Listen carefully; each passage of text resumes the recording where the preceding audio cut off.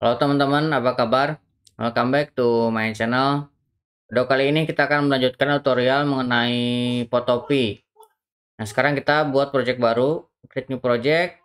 Nah, saya akan membuat Instagram Square ya. Kita create.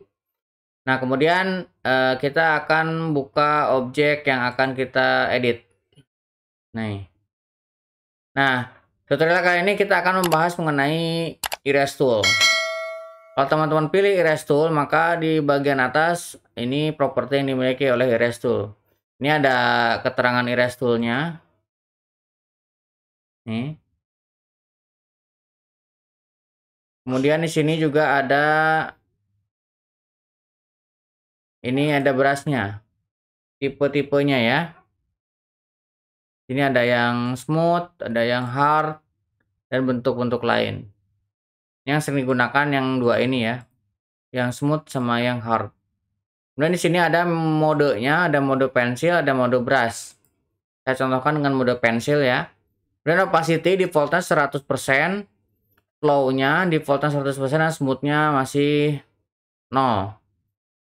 Ini kalau misalkan kita lakukan, ini background-nya kita ganti dulu ya.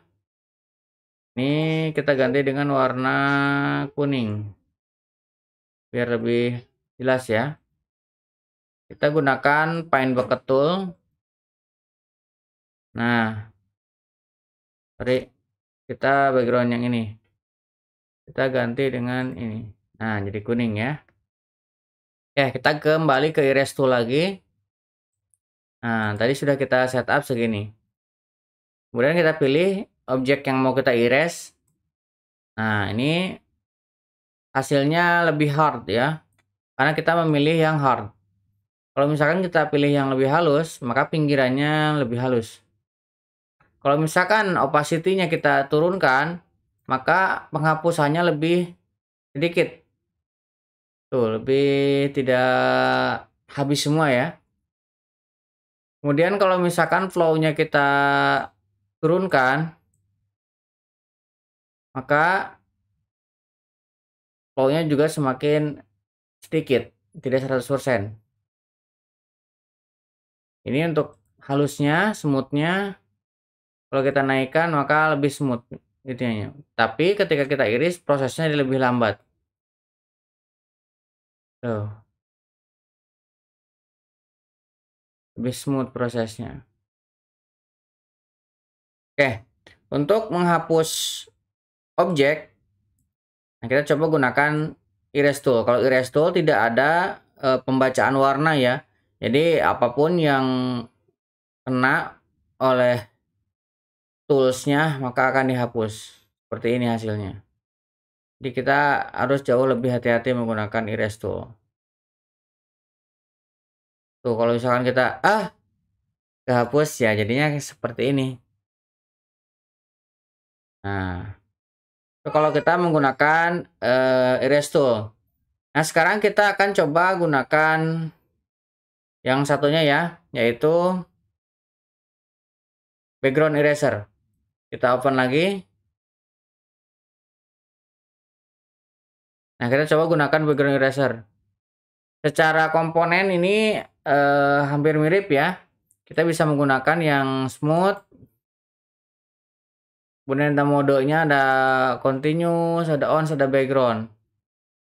Saya pilih continuous, toleransinya ini bisa dinaikkan atau diturunkan, defaultnya 40%. Jadi toleransi itu karena kan tipe ini, tipe background eraser ini akan membaca warna. Ini kalau misalkan saya naikkan jadi segini ya. Inilah. Nah, kalau misalkan teman-teman lihat ini. Nah, ketika kena warna yang tidak dominan sebagai sampel, maka dia tidak otomatis hilang kayak tadi langsung ke crop, langsung kepotong. Kalau ini walaupun kena dikit ya tidak langsung hilang, tapi yang dihapus yang warna dominan sebagai sampel. Tuh kalau misalkan ke tengah baru dia akan kehapus. Tapi kalau hanya pinggir-pinggirnya enggak. Nah, jadinya ini jauh lebih halus dibandingkan dengan menggunakan tools yang tadi. Hmm, oke.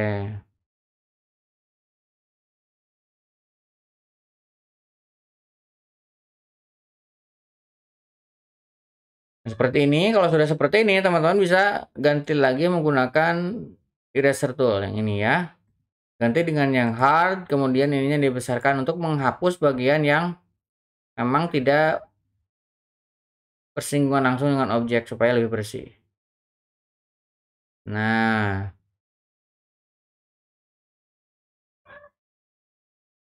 jadinya seperti ini.